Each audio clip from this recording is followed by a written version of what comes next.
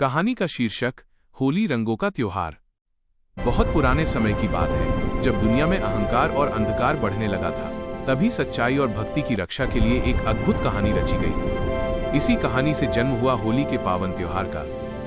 एक शक्तिशाली राजा था, हिरण्यकश्यप। उसे अपने बल और शक्ति पर बहुत घमंड था। वह स्वयं को भगवान मानने लगा। उसने सबको आदेश दिया, मेरे अलावा कोई किसी और की पूजा नहीं करेगा। लेकिन उसका पुत्र प्रहलाद बहुत ही सरल, दयालु और सच्चा बालक था। वह केवल भगवान विष्णु में विश्वास करता था। चाहे कितनी ही कठिनाइयां आईं, प्रहलाद ने सत्य और भक्ति का मार्ग नहीं छोड़ा। हिरण्यकश्यप की बहन होलिका को वरदान प्राप्त था कि आग उसे जला नहीं सकती। उसने सोचा, प्रहलाद को गोद में लेकर आग में बैठ जाऊंगी, वो जल जाएगा। आग जलाई गई।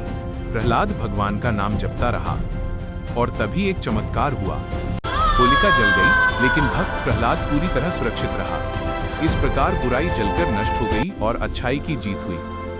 इसी घटना की याद में हर वर्ष होलिका दहन किया जाता है। अगले दिन लोगों ने खुशी मनाई, एक दूसरे को रंग लगाए, गिले शिकवे भुलाए और प्रेम से गले मिले। इसीलिए होली को कहा जाता है रंगों, प्रेम और भाईचारे का त्योहार। होली का एक और सुंदर संबंध है श्री कृष्ण और राधा से। वृंदावन में श्री कृष्ण रंगों के साथ होली खेलते थे। इसी कारण आज भी होली को आनंद, प्रेम और मस्ती का पर्व माना जाता है।